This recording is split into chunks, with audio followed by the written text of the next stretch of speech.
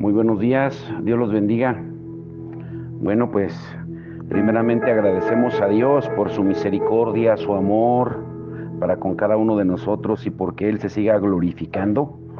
Y yo espero que hayan puesto mucha atención en el devocional de ayer porque el contexto histórico es muy importante para entender de que las estrategias, las artimañas del diablo no se han detenido y él trata de cegar el entendimiento de la gente. Muchos creyentes hoy en día tienen una ceguera que el mundo no tiene. El mundo conoce su necesidad, pero lamentablemente muchos cristianos, después que nacen de nuevo, dejan de reconocer su necesidad. Hay algo en la desesperación por Dios que permite a una persona reconocer si algo es de Dios o no. Y Jesús habló de esto diciendo: yo he venido a este mundo para juzgarlo, para que los ciegos vean y los que ven se queden ciegos, en Juan 9:39. El testimonio de la historia y el registro bíblico nos advierten la posibilidad de este error. En Primera de Corintios 10:12 dice: por lo tanto, si alguien piensa que está firme, tenga cuidado de no caer. Y en Mateo 13:15 dice que son los de corazón insensible los que no ven. O sea, la implicación sería que los de corazón insensible tienen una historia con Dios, pero no se mantuvieron al corriente de lo que Dios estaba haciendo. Mantenemos nuestra sensibilidad cuando reconocemos nuestra necesidad y buscamos apasionadamente a Jesús. Ese primer amor, de alguna forma, nos mantiene a salvo en el centro de las actividades de Dios en la tierra. La iglesia de Éfeso recibió una carta de Dios y en ella Jesús hablaba de que ellos habían abandonado su primer amor cuando les escribe en el libro de Apocalipsis. El primer amor es apasionado por naturaleza y domina todos los demás asuntos en la vida de la persona.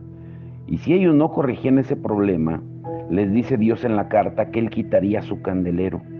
Y aunque los teólogos no están de acuerdo en cuanto al significado de ese candelero, una cosa es cierta: una lámpara nos permite ver. Sin ella, la iglesia de Éfeso perdería sus capacidades perceptivas. La ceguera o la insensibilidad de la que hablamos no es siempre la que lleva al infierno. Solo nos impide alcanzar la plenitud de lo que Dios quiere para nosotros aquí en la tierra.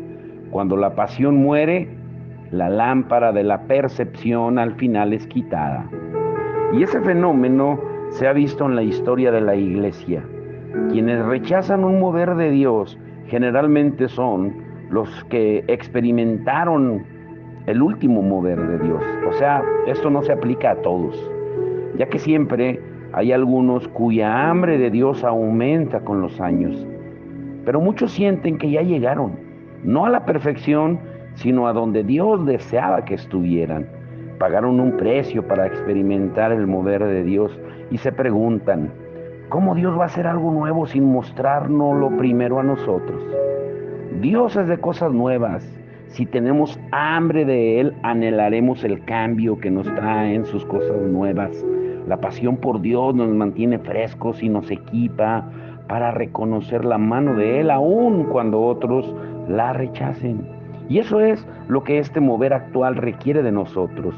El temor al engaño muchas veces se diluye en la seguridad de que Dios puede evitar que caigamos, como dice Judas 24. Ahora pongan mucha atención, por favor. En su sabiduría Dios creó las cosas de tal manera que cuando Él actúa, el mundo es el primero que lo nota.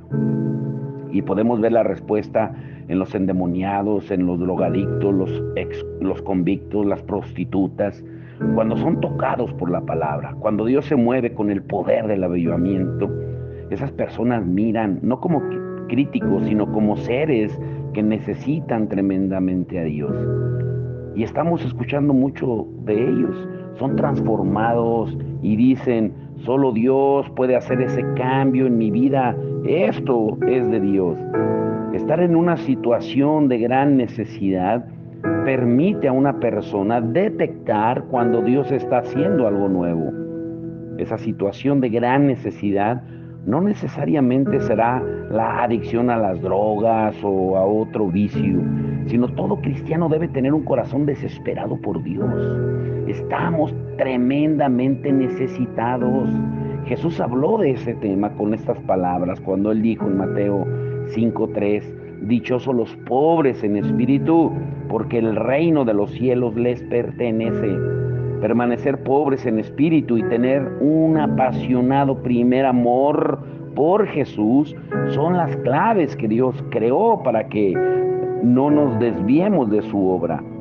Y generalmente el mover de Dios viene con un estigma, algo que es desagradable y muchas veces hasta rechazado, repulsivo para algunos. Por ejemplo, se ha hecho todo un estigma de las lenguas y se han convertido en el estigma del siglo XX que muchos no quisieran o no quisieron cargar sobre sí. Algún día hablaremos de los dones del Espíritu Santo para entenderlo mejor, pero ese es otro tema. Pero volviendo aquí, una vez que una persona nace de nuevo, parece que la mente natural no tiene un gran incentivo para buscar más de lo que trae oprobio o rechazo. Y es esa ausencia de la desesperación lo que hace que los creyentes se pierdan el mover de Dios. Hoy el título es ese: ¿cómo perderse el mover de Dios o perdidos en el mover de Dios? Ahora, cuando tú no estás dispuesto a sufrir el rechazo por Dios, cuando no estás dispuesto a sufrir el escarnio por Dios, pues entonces hay algo que no cuadra. Por ejemplo, María recibió el anuncio más sorprendente que jamás haya sido dado a una persona. Ella iba a dar a luz al Cristo niño. Ella fue elegida por Dios y llamada la que había recibido el favor de Dios. Y ese favor comenzó con la visita de un ángel. Esa experiencia en sí ya era muy atemorizante. Y después recibió una noticia incomprensible e imposible de explicar. O sea, a la primera noticia le siguió el deber de contárselo a José, a su futuro esposo. Y la reacción de José fue resolver divorciarse de ella en secreto, como dice en Mateo 1:19. En otras palabras, José no creyó que fuera de Dios y no quiso continuar con los planes para la boda. Después de todo, pues ¿cuál es el capítulo y versículo donde aparece esa manifestación del obrar de Dios con su pueblo? Nunca había sucedido antes en el Antiguo Testamento. O sea, no había un precedente bíblico de que una virgen diera a luz a un hijo. Además de su obvio conflicto con José, María tendría que soportar el estigma de ser madre de un hijo ilegítimo todos los días de su vida. Lo que el cielo considera favor no siempre es agradable desde nuestro punto de vista humano. Y como María, quienes experimentan el mover de Dios tienen encuentros espirituales que van más allá de la razón. Rara vez entendemos inmediatamente lo que Dios está haciendo y por qué lo hace. A veces aún nuestros amigos más queridos quieren divorciarse en secreto, o sea, separarse de Dios en secreto, de nosotros, declarando que ese mover es del diablo. Y el resto del cuerpo de Cristo nos considera un elemento marginal. Uy, si les contara cuántos rechazos se sufren por seguir a Jesús. La disposición para cargar con el reproche de nuestros hermanos es parte del costo que tenemos que pagar por el mover del Espíritu. Y por eso también Jesús dice en Hebreos 13, del 12 al 13, sufrió fuera de la puerta de la ciudad. Por lo tanto, dice, salgamos a su encuentro fuera del campamento, llevando la deshonra que él llevó. El avivamiento con frecuencia nos lleva fuera del campamento, o sea, fuera de la comunidad religiosa. Y muchas veces ahí está él, fuera del campamento. El estigma en sí mismo no es garantía de que estemos viviendo un verdadero mover de Dios, tampoco confundamos. porque algunas personas reciben rechazo, oprobio por sus herejías y por sus impurezas o por su legalismo. Pero la vergonzosa tensión de ser contado entre estos es lo que hace el verdadero estigma mucho más difícil de soportar. O sea, para entenderlo, vamos a ver varios ejemplos. Uno de ellos es Daniel. Daniel conocía ese conflicto interno y él permaneció fiel a su llamado, aunque era considerado un mago más por el rey Nabucodonosor y su corte. Ahorita lo vamos a ver más adelante con más detalle. Ahora quiero hacerte una pregunta. ¿El poder de Dios está solo en el cielo o en la tierra también? No sé si me expliqué. ¿El poder de Dios está solo en el cielo o en la tierra también? Como ya hemos estudiado, apagar el espíritu es la mayor causa del fin de un mover de Dios o de un avivamiento, como le llaman algunos.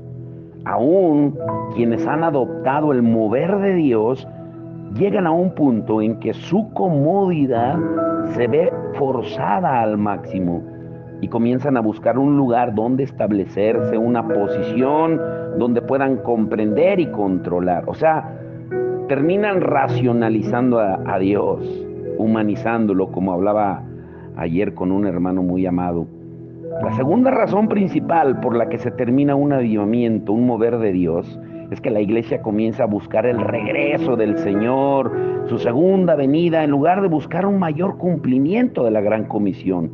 Claro que creemos en el arrebatamiento, claro que creemos de que Dios va a venir por su iglesia, claro que creemos en la segunda venida del Señor, pero también es muy claro que tenemos una gran comisión que cumplir y que no estamos cumpliendo. Y el Señor dejó muy claro en Mateo 24:14 que Él no vendría hasta que el evangelio del reino fuera predicado en todo el mundo. Entonces esa clase de hambre del cielo no se promueve en la Biblia, y esa situación convierte la esperanza de la segunda venida en un escape.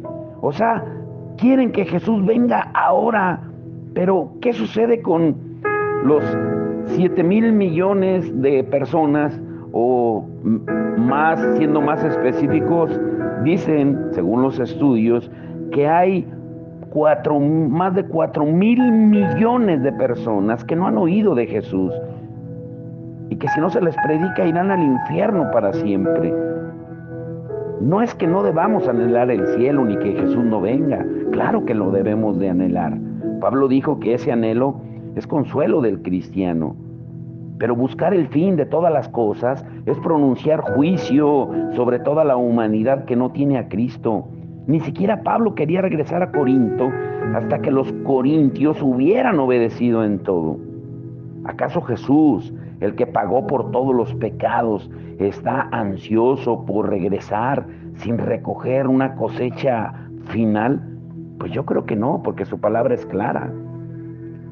El deseo de la iglesia de estar en el cielo ahora es en realidad, escuchen bien, lo diré con mucha responsabilidad, es en realidad una falsificación de buscar primero el reino. Porque no es lo mismo clamar por el cielo ahora que por el cielo aquí. Si un avivamiento o un mover de Dios nos ha llevado hasta el fin de nuestros sueños, ¿significa que hemos llegado al fin de los sueños de Dios? El avivamiento debe ir más allá de lo que podemos imaginar. Y si no llega a eso, no es entonces todo lo que podría ser. Muchos ministros han visto acontecimientos que creyeron que era el regreso del Señor, que ya venía y que era inminente. Incluso se han atrevido a dar fechas. Y al hacerlo así, no equiparon a la iglesia, no la discipularon para hacer lo que tenía que hacer. Y por consiguiente, influyeron sobre multitudes, pero no sobre naciones y generaciones. Debemos planificar como si tuviéramos toda una vida para vivir, pero trabajar y orar como si solo tuviéramos un día para vivir. Los discípulos que estaban acostumbrados a que Jesús los sorprendiera a cada paso, se encontraron una vez más en una situación inusual, esperando la promesa del Padre. Y fuera lo que fuera, los 10 días que pasaron juntos en el aposento alto, en el capítulo 1 de Hechos, sin duda les dieron la oportunidad para lamentar sus conversaciones sobre quién sería el mayor entre ellos y quién nunca iba a traicionar al Señor. Algo debe de haber sucedido, porque dice que todos estaban juntos, unánimes, aunque ya Jesús no estaba entre ellos para mantenerlos en paz o en armonía. Y estaban por tener un encuentro inmensamente superior a cualquier experiencia jamás vista anteriormente. Dios estaba por saturarlos de sí mismo, tomando el poder que habían visto fluir de Jesús y haciéndolo explotar dentro de ellos. Y sería la culminación de la obra de restauración y de comisión, desde que el hombre había abandonado el llamado a sojuzgar la tierra en el Génesis. Y este sería el mayor suceso de todos los tiempos para toda la humanidad. Habían pasado 10 días, habían llegado Pentecostés y ellos estaban aún orando, como habían hecho los anteriores 9 días. Y dice en Hechos 2:2 que de repente ese cuarto, ese aposento con 120 personas se llenó de ruidos, de viento, de fuego y de expresiones de alabanza pronunciadas en idiomas conocidos y desconocidos. En Hechos 2 del 4 al 11. Y sea como sea que se interprete la instrucción de Pablo sobre el uso de los dones espirituales, en una cosa debemos estar todos de acuerdo. Esa reunión en el aposento alto fue enteramente y completamente dirigida por el Espíritu Santo. Esa iglesia que solo comenzaba a dar sus primeros pasos, aún no había aprendido a tratar de controlar a Dios. No tenían prejuicios sobre las prácticas que eran aceptables y las que no lo eran. No tenían base bíblica o experimental para lo que estaba sucediendo. ¿Cuáles eran los elementos de ese culto que fue dirigido por el Espíritu Santo? Que nos debe de alentar a nosotros a tratar de hacer lo mismo. Hay 5 puntos que ellos tomaron en cuenta en esos 10 días que estuvieron orando. Número 1, pues obvio, estaban orando. Número 2, estaban en unidad. Número 3, todos hablaron en lenguas. Número 4, los inconversos escucharon las lenguas. Y número 5, miles de personas fueron salvas. 3,000. Reflexionemos sobre el problema del grupo de Hechos 2. Ellos acababan de tener un encuentro con Dios sin tener capítulo ni versículo que explicara lo que había sucedido. Y Pedro, bajo la dirección y el poder del Espíritu Santo, decidió usar Joel 2 como un texto de prueba que les diera el respaldo a su experiencia. En Joel 2:28 declara que iba a haber un derramamiento del Espíritu Santo que iba a incluir profecías, sueños y visiones. Y el derramamiento sucedió en Hechos 2 tal como se había prometido, pero no incluía ninguna de las cosas que mencionaba Joel. En cambio, tenía el sonido del viento, el fuego y las lenguas. Fue Dios quien usó ese pasaje para respaldar la nueva experiencia. El hecho de que esto parece una interpretación errónea de la Biblia debería revelarnos que somos nosotros quienes con frecuencia interpretamos incorrectamente la Biblia. La Biblia no es un libro de listas que nos restrinjan o que nos confinen a Dios. La palabra no contiene a Dios, escúchenlo bien, lo revela. Lo diré de nuevo, la palabra no contiene a Dios, lo revela. Joel 2 revelaba la naturaleza de la obra de Dios entre los hombres. Hechos 2 fue la ilustración de lo que Dios quería lograr con esa profecía. Ahora, el dilema de hoy es ofender o no ofender. Muchos servicios ocultos de las iglesias, cultos, no ocultos, muchos cultos o servicios de las iglesias están diseñados para ser lo menos ofensivos posible. Se supone que cualquier uso de los dones del Espíritu Santo hará que las personas salgan corriendo y las espantará del Evangelio. Pero ellas ya están espantadas.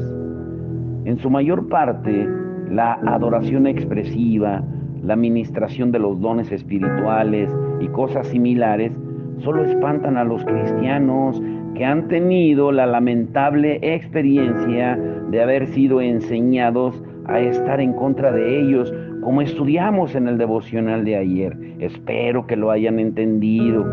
Y muchos de esos mismos cristianos aceptan tales cosas cuando enfrentan una situación imposible y necesitan la ayuda de alguien que tenga experiencia en el evangelio de poder. La iglesia tiene una enfermiza adicción a la perfección que no le permite dar el más mínimo lugar al desorden. Y esa pauta solo puede ser satisfecha si se restringe o se rechaza el uso de los dones del Espíritu. Y claro que no debemos de malinterpretar cuando la palabra dice en 1 Corintios 14:40 que todo debe de hacerse de una manera apropiada y con orden. Pero ese todo del que habla el versículo se refiere a las manifestaciones del Espíritu Santo. Por lo tanto, es necesario hacer todo antes de tener el derecho de discutir sobre el orden. Mantener las cosas bien ordenadas se ha convertido en nuestra gran comisión. ¿Qué quiere decir? Que muchas veces los dones del Espíritu Santo son tan restringidos que hacen o creen que pueden interferir con nuestro deseo de orden. Y el orden, el programa, llega a ser valorado por encima del crecimiento. Pero una pregunta, ¿por qué entonces deberíamos valorar un desorden que se produzca ocasionalmente? Dice Proverbios 14:4, donde no hay bueyes, el granero está vacío y limpio. Con la fuerza del buey aumenta la cosecha. ¿Qué entienden en esta escritura? Que los desórdenes son necesarios para crecer. Ahora, qué importante es el crecimiento para Dios. Jesús cierta vez maldijo a una higuera por no dar fruto fuera de la estación, en Marcos 11:13-14. Y un hombre en una de sus parábolas fue arrojado a las tinieblas de afuera por enterrar su talento y no multiplicarlo para su amo, en Mateo 25:24-30. Hay una gran diferencia entre, escuchen esto, entre las tumbas y las guarderías. Porque, por ejemplo, las tumbas tienen un orden perfecto. Las guarderías tienen vida.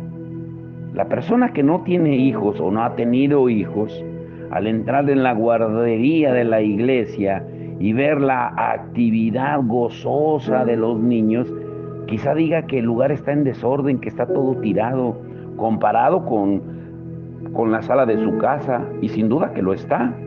Pero cuando una madre o un padre entran y ven a su pequeño hijo o hija jugando con otros niños, ellos piensan que todo está correcto. O sea, es todo un asunto de perspectiva, con qué lente lo ves. El orden tiene como objetivo promover la vida. Si no lo hace, va en contra de las cosas que decimos valorar. Ahora, nos perdemos a Dios cuando vivimos como si ya lo hubiéramos descifrado por completo. Lo diré de nuevo. Nos perdemos a Dios cuando vivimos como si ya lo hubiéramos descifrado por completo. Tenemos el hábito de hacerlo ver como nosotros, como les decía hace un momento, tratar de humanizarlo, de racionalizar todo, de buscar la lógica en todo, como ha hecho el enemigo a través de la historia, como estudiamos ayer. Por eso el contexto histórico es tan importante, porque en los primeros 300 años de la iglesia, cuando fue establecida, cuando fue creada por Dios bajo el poder del Espíritu Santo, los primeros 300 años fue de persecución, de tribulación, de angustia, y eso provocó que hubiera verdaderos creyentes, pero una vez que se institucionalizó, que se hizo legal el cristianismo y que surgió como denominación, por así llamarle, pues entonces entraron en un conformismo y trataron de humanizar a Dios, quitarle el poder a Dios.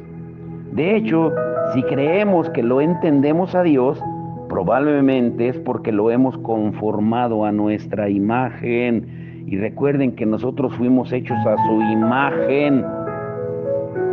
Debe permanecer un cierto misterio en nuestra relación con Dios, porque Él se propuso obrar más allá de nuestra capacidad para imaginar. Incluso lo dice su palabra en Efesios 3:20. Tratar de conocerlo es embarcarnos en una aventura en la que las preguntas cada vez son más. Nuestro deseo, dado por Dios, de un mover de Dios, debe hacernos sentir tan desesperados que podamos reconocerlo cuando Él venga. Sin esa desesperación, nos vamos a quedar satisfechos con nuestra situación actual y nos convertimos en nuestros peores obstáculos para cambiar la historia. No podremos cambiar verdaderamente la historia hasta que no estemos dispuestos a ensuciarnos las manos. Y esto lo hacemos cuando aceptamos sin reservas el llamado a infiltrarnos en el sistema de la Babilonia en que vivimos. Es tiempo de que infiltremos el sistema. Ahora, dice en Lucas 13:20 al 21, escuchen esto, con eso quiero ir concluyendo para dejarlos. Mañana, en la culminación de esta semana, agárrense y abróchense el cinturón, desde ahorita se los anticipo. Pero en Lucas 13:20 al 21, Jesucristo habla y dice, ¿con qué voy a comparar el reino de Dios? Es como la levadura que una mujer tomó y mezcló con una gran cantidad de harina hasta que fermentó toda la masa. Ahora escuchen muy bien. De la misma forma que la luz expone o la sal conserva, también la levadura influye en lo que la rodea de una manera sutil pero intensa. Eso debe de suceder con el reino de Dios, pero muchas veces entendemos que aquí se está refiriendo solamente al pecado, que hace referencia al pecado. Eso piensa la mayoría. Pero esa parábola muestra que la iglesia está llena, dicen algunos, que está llena de pecado y de concesiones en los últimos días. Y lo ven como una advertencia, no como una promesa. O sea, lo vemos desde otro ángulo. Aunque no quiero deshonrar a quien lo interpreta así, yo rechazo esa postura porque nos desarma y nos distrae de la verdadera mentalidad de Cristo, que es la de impactar el mundo.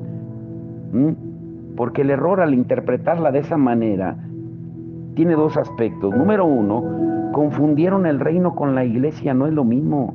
La iglesia debe vivir en el ámbito del dominio del rey, pero en sí misma no es el reino. Y aunque el pecado sí puede infiltrarse o infectar la iglesia, el reino es el ámbito donde Dios reina y el pecado no puede penetrar en ese ámbito ni influir en él. Y número dos, su preconcepto de una iglesia débil, llena de problemas en los últimos días, les dificulta ver la promesa de Dios para el avivamiento, para su mover sobrenatural. Es imposible tener fe si no tenemos esperanza. Y esa forma de interpretación de las Sagradas Escrituras ha paralizado a la iglesia. Sin una revelación de lo que Dios desea hacer con su iglesia, no vamos a poder avanzar con una fe vencedora. Cuando la meta principal de nuestra fe es mantenernos a salvo del demonio, libres de problemas, Nuestra fe es menos de lo que Dios espera. Jesús tenía en mente mucho más para nosotros que simplemente sobrevivir. Pero grábate una cosa, tú estás peleando una batalla, tú y yo estamos peleando una batalla que ya está ganada. Cada conversación, cada predicación que tú haces, cuando le hablas a una persona que no conoce de Jesús, es un saqueo al infierno. Cada milagro destruye las obras del diablo. Cada encuentro con Dios es una invasión del Dios Todopoderoso a nuestra desesperante situación. Ese debe de ser nuestro gozo. La llama original de Pentecostés, el Espíritu mismo, arde o debe de arder en nuestra alma, en nuestro espíritu, porque tenemos la promesa de Dios. Somos parte de una multitud de personas destinadas a hacer obras mayores que las que Jesús hizo en su ministerio terrenal. Jesús mismo lo dijo en Juan 14:12. Pero ¿por qué es tan difícil ver a la iglesia con una influencia poderosa en los últimos días? Si fue Dios quien determinó que la esposa, la iglesia, fuera sin mancha y sin arruga. Si fue Dios quien declaró en Isaías 62, mira, las tinieblas cubren la tierra y una densa oscuridad viene sobre los pueblos. Pero la aurora del Señor brillará sobre ti se manifestará su gloria. Y también fue Dios el que nos llama vencedores en Apocalipsis 12:11. Deja de tener esa mentalidad de derrota. La parábola de la levadura ilustra lo sutil pero poderosa influencia del reino en cualquier ámbito donde tú vayas. En estos días Dios ha planeado ponernos en las situaciones más oscuras para demostrar su dominio. Y lo podemos ver, nos ha llevado al Cerezo 1000. Tan solo de llegar a ese lugar, los pelos de la nuca se paran, porque es otro nivel. Yo le decía hoy a los hermanos, miren, aquí entrar a este lugar es como entrar al inframundo, a la antesala del infierno, a saquear el infierno, pero con el poder de Dios, no con nuestras fuerzas. Para concluir, quiero decirte esto. Un joyero, por ejemplo, él coloca diamantes sobre un terciopelo negro para que el brillo del diamante se destaque más contra un fondo oscuro. Pues lo mismo sucede con la iglesia. La situación entenebrecida de las circunstancias mundiales que estamos viendo es el telón de fondo sobre el cual Dios va a exponer a su gloriosa iglesia. Por eso dice en Romanos 5:20 que donde abundó el pecado, sobreabundó la gracia. Mañana veremos cómo infiltrarnos en un sistema mundial entenebrecido y vamos a examinar a dos héroes de la Biblia que nos darán una visión profética para la iglesia de hoy. Pero vamos a orar. Padre, en el nombre de Jesús, yo te doy gracias. Señor, yo hoy me gocé, Señor, de hablar con mi hermano amado, Señor, que no hace falta dar su nombre. Señor, porque es lo que tú quieres. Que nos animemos los unos a los otros, Señor, que nos exhortemos los unos a los otros, que oremos los unos por los otros. Me gocé, Señor, del compañerismo cuando fuimos al Cerezo 1000, Señor, de ver la unidad. Pero también, Señor, no puedo negar, Señor, la preocupación de la falta de obreros. Porque tu oración sigue siendo la misma que tú hiciste en Mateo 9:37 al 38, cuando le dijiste a los discípulos, oren al Señor de la mies, que envíe obreros a la mies, porque la cosecha está lista. Señor, levanta obreros. El único que puede poner ese sentir eres tú. Pero ya nos has dado un llamado, Señor. Ya nos has dado una comisión. Ya nos has ordenado que vayamos, que dejemos la comodidad. Y cuando decimos que vamos a orar para, si es tu voluntad, que vayamos y prediquemos, es como faltarte al respeto en nuestra responsabilidad que tenemos. Sería como si un esposo dijera, voy a orar para ver si Dios me pone en el corazón mantener a mi esposa. O un padre decir, voy a orar para ver si Dios pone en mi corazón el que sostenga a mis hijos. Es ilógico, Señor, pero a veces disfrazamos de espiritualidad nuestras oraciones para evadir la gran comisión, porque tenemos miedo, porque hemos creído la mentira del diablo, nos ha cegado con la ceguera espiritual, para que no creamos, Señor, de que tú eres un Dios de poder que actúa hoy en día. Tu poder no se ha agotado. Hebreos 13:8 dice que Jesucristo es el mismo de ayer, de hoy y por los siglos. Tú no cambias, mucho menos tu poder.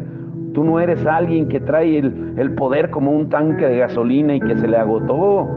Tú eres un Dios todopoderoso, omnipotente, omnisciente, omnipresente, lleno de atributos eternos que no cambian, que no tienen ni variación de cambio, Señor.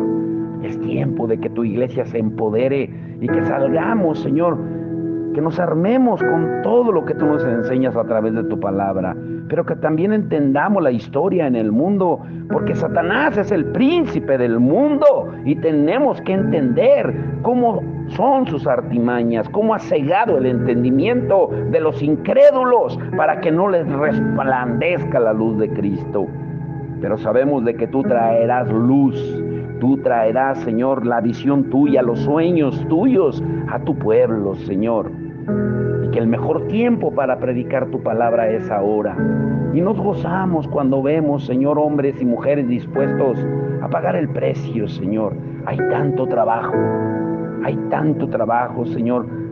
Podemos verlo así como los campos están llenos de milpas, de cosechas, ya preparándose, Señor, para brotar las mazorcas de maíz, Señor. Pues así está también, Señor, el mundo. Gente que ya está lista y que solo está esperando para que vayamos y les hablemos de ti. Porque tu problema, Señor, nunca ha sido con la gente, con el campo, ha sido con los obreros. Porque el campo ya está listo, pero los obreros siguen siendo pocos. Señor, por eso ayúdanos a que no nos perdamos tu mover, Señor. Que no perdamos el mover de Dios. Esa es nuestra oración. De que no perdamos el mover de Dios. Que seamos conscientes del tiempo de visitación que tú estás dando, Señor, en todo lugar. Porque como tu palabra lo dice y lo acabamos de leer en Romanos 5:20, donde abunda el pecado, sobreabunda la gracia. Te damos toda la gloria y la honra, Señor, y nos unimos por Óscar, ese hombre, Señor, de buen corazón. Que uses tú las palabras, Señor, de Rafa, el Canelo, Señor, su hermano, para que él pueda hablar tu palabra, para que él lo pueda confortar, pero también que él mismo se pueda confortar. Y tu palabra dice que estemos quietos y que conozcamos que tú eres Dios, que confiemos en ti, porque una promesa tú nos has dado, Señor, en Romanos 8:28, que todo obra para bien para los que te amamos. Y también ponemos, Señor, a todos aquellos que están enfermos, todos aquellos que han pedido oración, que se han atrevido, Señor, que se han humillado delante de ti para reconocer que solo no podemos pelear las batallas. Ayúdanos, Señor, a entenderlo, Señor, de que tú nos has hecho una iglesia, una esposa que necesita al esposo. Te necesitamos todos los días. Somos colaboradores tuyos, Señor. No somos dueños de la verdad absoluta, ni tampoco somos dueños de los recursos que tú nos das, porque nos los has dado para ser de bendición a otros, Señor. Y un día tú nos pedirás cuenta de lo que hicimos con esos talentos, esos dones, esos recursos. Si los echamos a trabajar en el reino tuyo o los escondimos y los enterramos para que nos diera intereses, pero sin echarlos a trabajar, sin hacer tesoros en el cielo, que es donde deben de estar redituando, Señor, salvación para las almas. Necesitamos de ti, de la guianza de tu Espíritu Santo, del empoderamiento de tu Espíritu Santo, y que tú le traigas libertad al cautivo, al que está ciego, que hoy le quite la venda, Señor, te lo rogamos, Señor, que quite las vendas de los ojos, que saques de prisión espiritual del alma a todos aquellos que están atrapados en amargura, en corajes, en venganzas, Señor, en disputas por cosas materiales. Hoy es el día de salvación. Por eso hoy nos humillamos y reconocemos nuestra dependencia total de ti. Te damos la gloria y la honra en el nombre de Jesús. Amén